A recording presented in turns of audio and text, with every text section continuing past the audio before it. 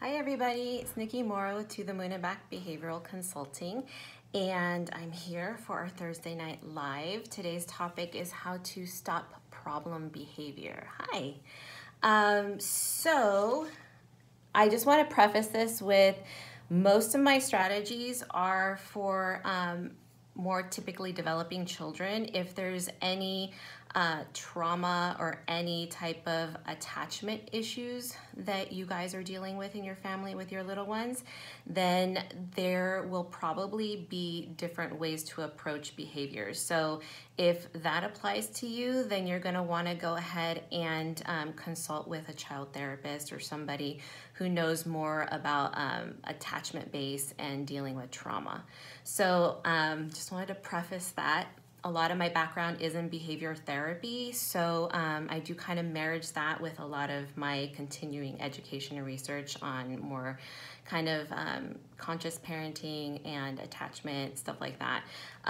So I kind of merge the theories, but what I'm teaching you today is very much a strategy that I learned when I was being trained as a behavior therapist. So this piggybacks off of last week's topic, which was the ABCs of behavior. So I hope that you guys have been able to kind of keep that in the back of your mind and start applying that. And I hope that it's starting to make some sense and give you more of an objective framework to look at your child's behavior.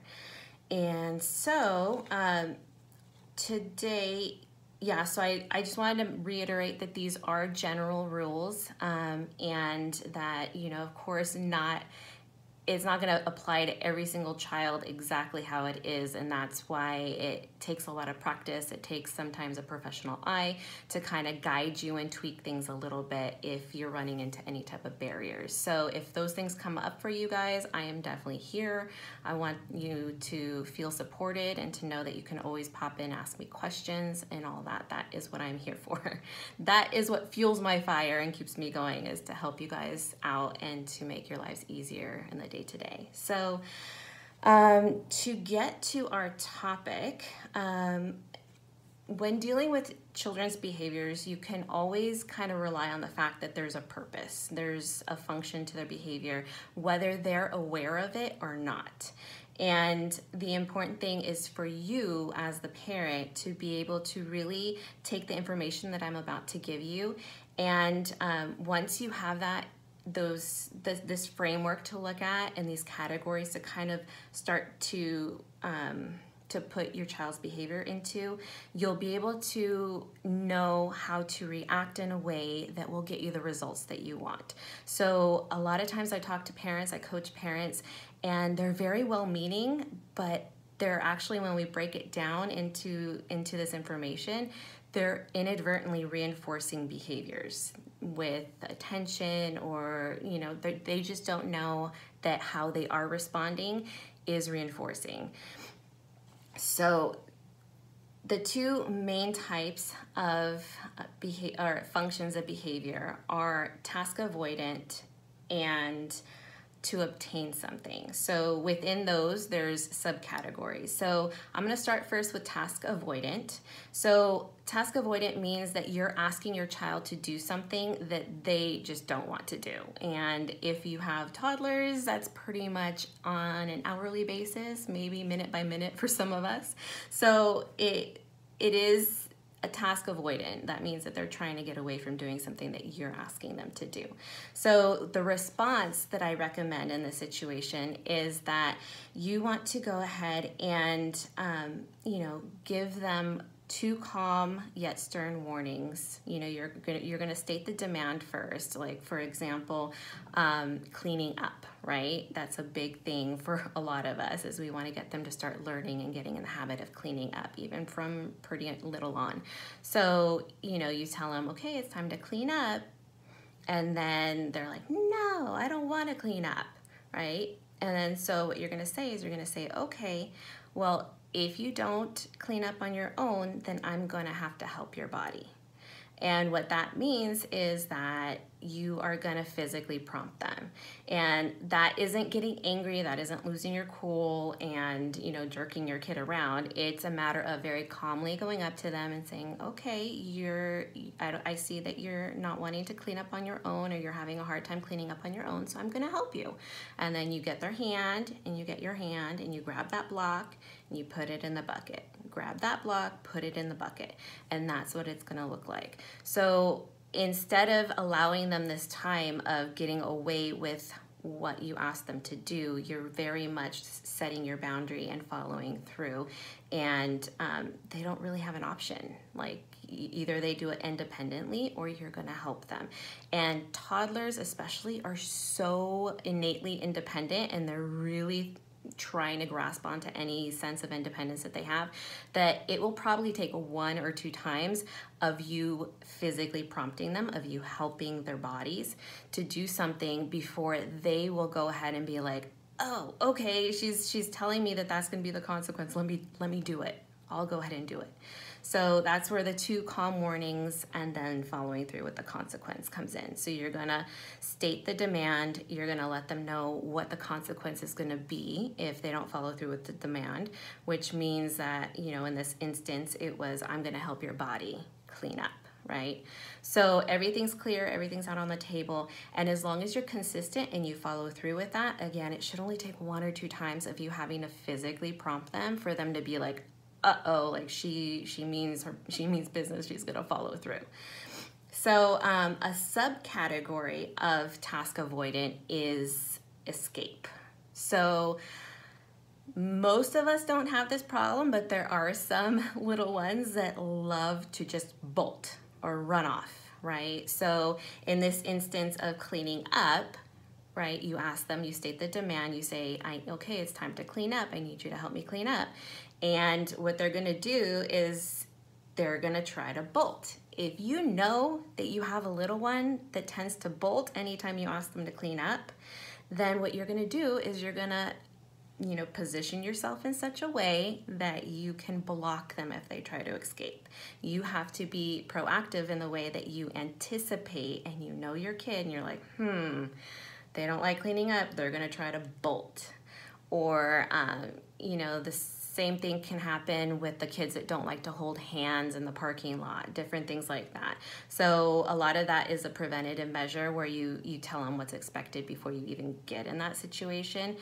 But then it also is, you know, being able to follow through, being able to anticipate, being able to block that behavior from happening in the first place. And if you're walking in a parking lot, you know you have a bolter, you're gonna go ahead and ask them to hold your hand. And if they try to bolt, then guess what? They lost the privilege of walking on their own, and you're gonna help their body and pick them up.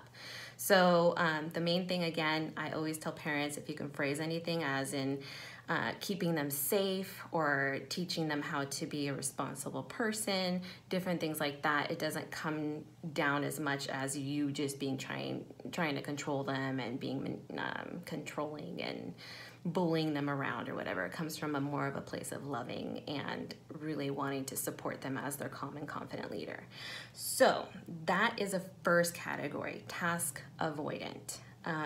So you want to make sure that they get as little time to escape what you've asked them to do as possible. So if that means that you need to physically help them or whatever, you don't want them to be whining and running around the house for even 3 minutes, because then guess what? They got 3 minutes of reinforcement for that escape behavior. You want to really kind of nip it in the bud and get the demand answered or get your request met. So the next category is to obtain something. So this is when your child is exhibiting a behavior in order to get something, whether that be attention or a toy or yeah, so those are typically, in the instance of a toddler, those are typically what we struggle with, right? Either they want attention or they're trying to get something that we may not want them to have. So the first response is that you would not give them what they're asking for until they have calmed down and they're acting in an appropriate way, or they're asking in an appropriate way. So for example, if your child wants chips, a bag of chips, so they see the bag of chips on the counter, and toddlers will come up to you and they'll be like, you know, like, give me your chips, and they'll be demanding, they'll be asking in a way that's either whining or very bossy, right?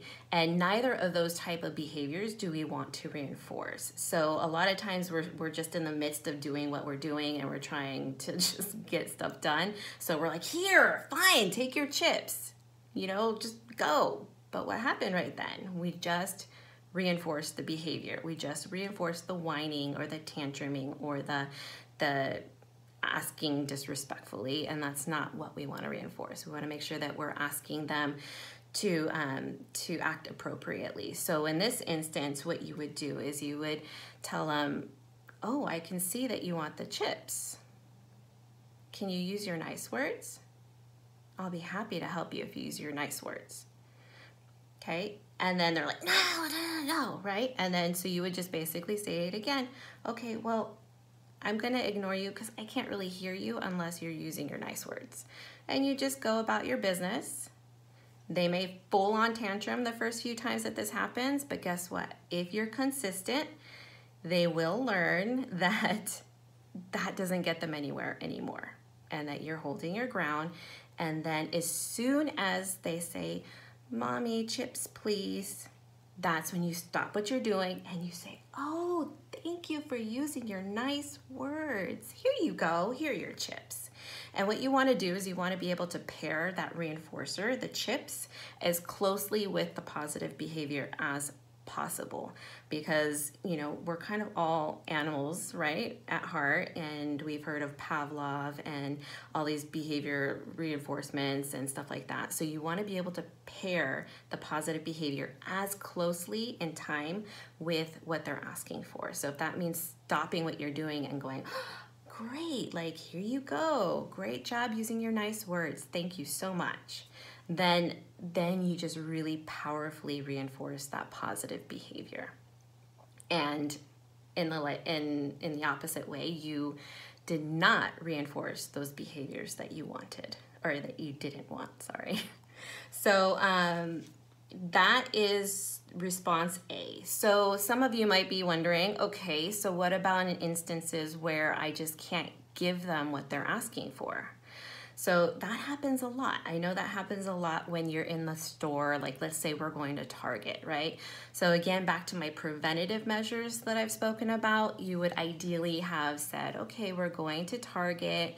I realize there's tons of cool stuff there, but you know what? We're not buying any toys today.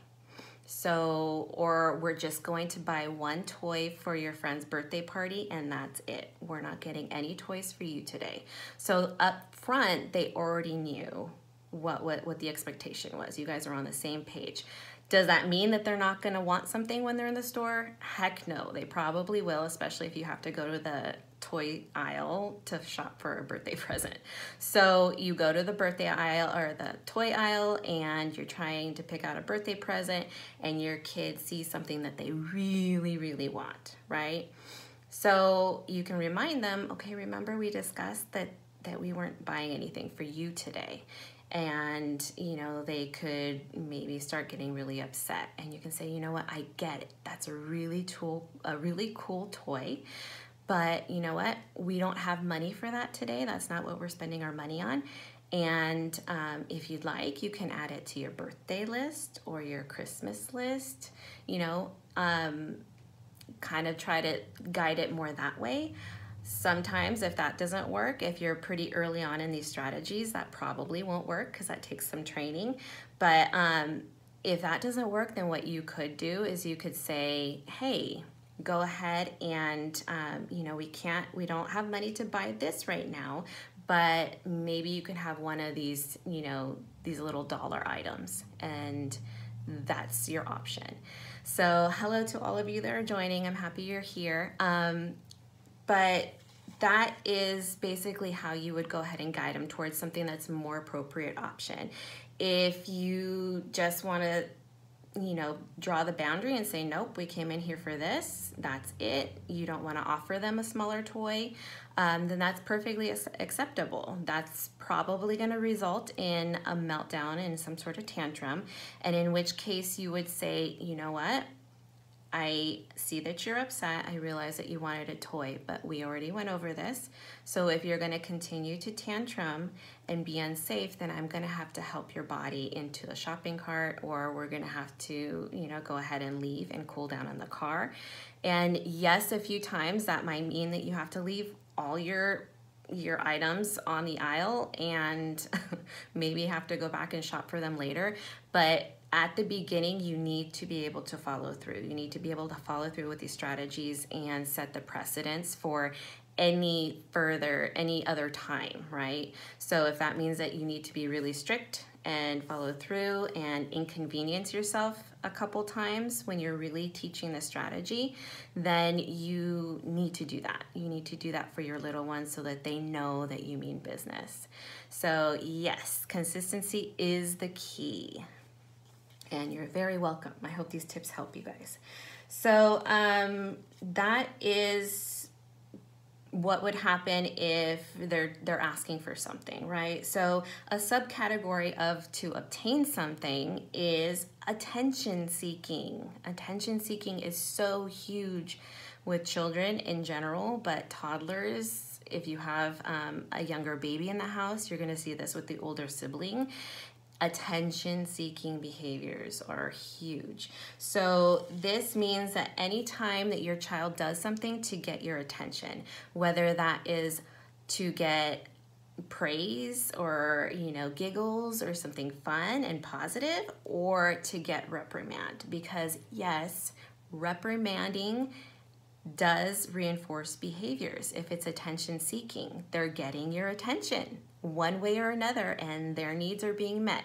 So that is something to be very aware of. Is if you hear your kids. I was talking to a parent the other day, and she says that her kids just start going at it in the living room, and so she just drops what she's doing, runs into the living room, and tries to break it up or tries to handle the situation, or something like that. So what her kids have been taught is that every single time that, especially the older one that tends to pick on the older one that tends to pick up on the little one, they'll go ahead and they'll say, she's starting to learn that, oh, if I want mommy to come and pay attention, all I have to do is hit brother, right?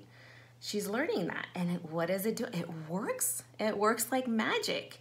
And they run in, and mama runs in, and she gives attention. It's usually negative attention, but it's attention.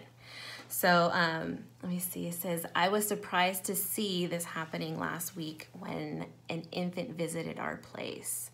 I was hurt at the beginning. Yes. So it's very typical behavior. So it's a matter of being able to identify it as attention seeking. And in the instances I get asked all the time, it's kind of a side note, but when kids are hitting or being aggressive, a lot of times what parents will do is they'll come in and they'll reprimand that child, right? So if it's attention seeking, again, you're just reinforcing that behavior. What typically, we recommend is that you give more attention to the so-called victim or the person that was hit, and less attention to the child that did the hitting, at least in that immediate instance, right? So you're gonna go over to the one that was hit, and you're gonna say, oh, wow, I'm so sorry that happened. That looked like it really hurt, Are you okay? Yeah, that wasn't nice, I know. And really just pay more attention to the little kid that got hurt or hit. And then after that, what you're gonna do is, distance and time. Again, you don't wanna reinforce that behavior. So some distance and time, you're gonna go and you're gonna talk to the child that did the hitting, the one who was hitting. And you're gonna have kind of a teachable moment about it and really discuss that, you know, that's not okay. And if that happens again, we're gonna have to leave because we need to keep friends safe and we need to make sure that you're safe as well. So, so that is for attention seeking. So another example of attention seeking behavior is when a child is, I kind of touched on it earlier, when they're demanding or whining or using an inappropriate tone or inappropriate way of asking for something. This is, again, this can be attention seeking. They want your attention. They want you to give them what they want. A lot of times parents struggle to talk on the phone or to have any type of adult conversation while their child is there, because a child will start these attention-seeking behaviors, whether it's following them around the house or trying to make tons of noise so you can't stay focused on the conversation. It's a matter of really, you know, setting that boundary and, you know, taking a second off the phone and saying, you know what? I hear that you want something from me, that you need something, but I'm on the phone right now. I'll be done probably in about 5 or 10 minutes, and then I'll be all yours. And then until then, I'm gonna have to ignore you because I'm talking on the phone right now. And then you go back and you ignore. You've stated the demand, you stated what the consequence was going to be. I'm going to ignore you if you continue to try to do this behavior, and that is it. You know, you follow through, and yes, again, they might have a tantrum. They will probably escalate. You know, again, that's that extinction burst where it escalates and then it gets better at the other end of it. But that's what you have to kind of, you know, have the mindset that it might get worse before it gets better, and just stick it out, stick it through, and ignore them. You know, true ignoring means that you're not making eye contact, you're not giving them weird faces of like, oh my gosh, are you crazy or something? Like, what are you doing? Because even those type of facial expressions or energy coming from you can reinforce those behaviors. So it's literally like, if you have to pretend like you're washing dishes and it's like the most important thing to you at that moment in time, or you're picking the lint off your shirt and that is the most fascinating thing at that moment in time, but you literally ignore the behavior as much as possible. If for some reason kids escalate and they try to hit you or punch you, or they start to get aggressive, they start to pull on your clothes and yank on you, what you're gonna do is you're gonna go ahead and get something physical to block their contact. If they get contact with your body, that reinforces the behavior. Not to mention that most of us humans will end up escalating ourselves, especially if we're being physically attacked or our physical barriers are being disrespected. We will probably be likely to escalate and react as well. So keeping that barrier, if that means that you need to lock yourself in the bathroom and they're banging on the door, whatever that is, you have that physical barrier. They can't see you, they can't make contact with your body, and thus they're not getting reinforced by that behavior. So let's see. Yes, they do, or they just walk away after blocking. Yeah, so I hope that this made sense. Let me see if there were any other tidbits of information that I want to give you guys. Nope, so I pretty much went over anything. I'd like to open it up to any questions that you guys may have. It says, oh my God, I can't believe this. We're actually discussing this. Yeah, it's every day is a new day in a toddler house, in a child house, and a lot of times parents think, oh, they'll grow out of it, and a lot of times they really don't. It's a matter of us being able to change our behavior to hold those boundaries and keep them accountable, and let them know that, you know, there are boundaries and we're there to keep them safe. We're there to keep ourselves safe, and to teach them how to be healthy, functional beings out in the real world. That is our ultimate job as parents. So made a lose sense and made me really happy. Yeah. So true. Okay. So if there aren't any questions, so next week we're going to go ahead and discuss true emotions versus manipulative behavior. So again, these are just general rules and guidelines. And it's very important to know that some of these things you can't treat it black and white. It's not black and white. These are just some things to keep in the back of your mind so that you can start thinking of like, oh, do I really want to reinforce that behavior? Oops, I just reinforced that behavior. Like, what can I do better next time so that I don't reinforce it? Just to be more cognizant of your actions and how they're reinforcing behaviors is the big takeaway from this topic. But there are true emotions. I know a lot of people that are attachment based would probably cringe at this video, but there are true emotions. So I'm going to go through that and how to respond to those next time. And again, manipulative behavior, which are kind of what we talked about today. So all mommies are soul sisters somewhere. Yep. And looking forward to that. Be kind to yourself. Good topic. And forgive yourself, mamas. Yes, forgive yourself. I will be the first to say I am not the perfect mom. I have all these strategies, and I thank God that I do.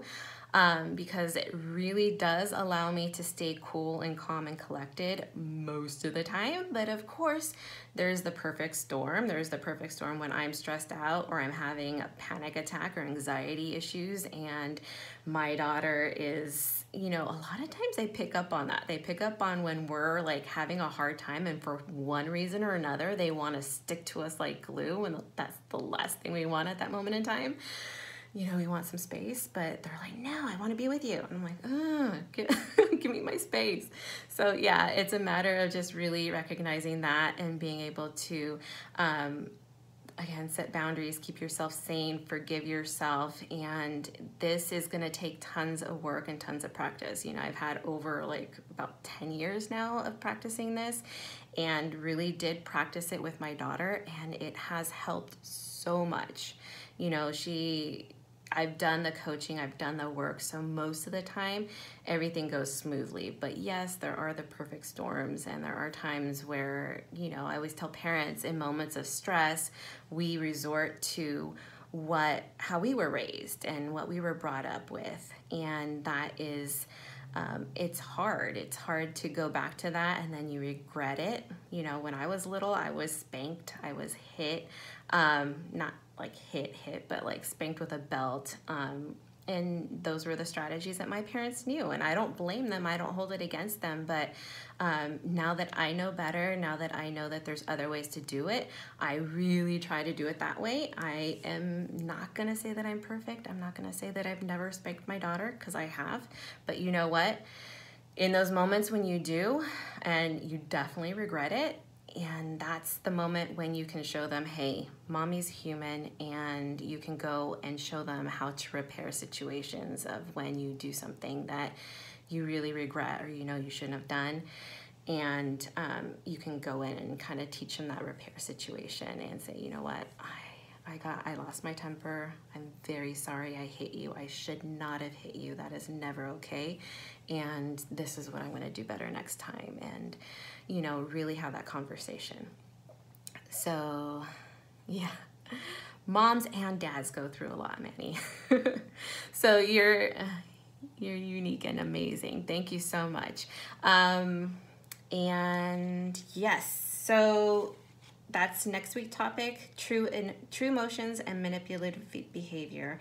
So yeah, I always like to end this with asking you guys, if you liked it, enjoyed it, please hit like, share it with whoever you know, share my page with whoever you think would benefit from this.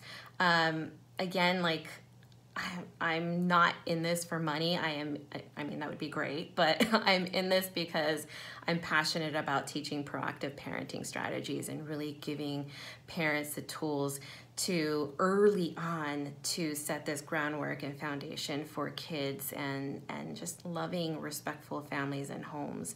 Because I really know that that will influence future generations to come. It's what you're doing now is impacting generations of your family, and that is so powerful when you actually think about it, because up until this point there's been a way things have been progressing, and hopefully every generation is getting better, but you really have the opportunity to start parenting more proactively, more consciously, and to set that example for your kids so they can be even better for their kids, and so on down the line.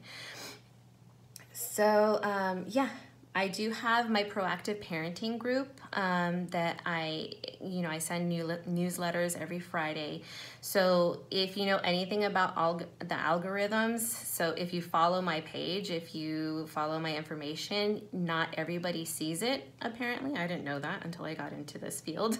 But yeah, so if you want to make sure that you get easy access to that, the best way to do that is to my website at tothemoonparentcoaching.com and hit subscribe so that you get put onto my email list and you get that easy peasy newsletter. Any updates, any tips, any of my video blogs will be right there attached for you so that you can get those easy access in your email inbox. So yes, I will talk to you later. Thank you guys so much for your support and for all your wonderful, lovely comments. I didn't get to all of them, but I really do appreciate them. And I will go ahead and bring this to a close. So take care and go have some relaxing, hopefully kid-free, quiet time to yourself to rejuvenate for tomorrow and a good night's sleep. So this is good info. Gotta make sure the girls are really asleep. Good night. Good night. Yes, go do that. All right. Take care. Thanks for joining. Bye-bye.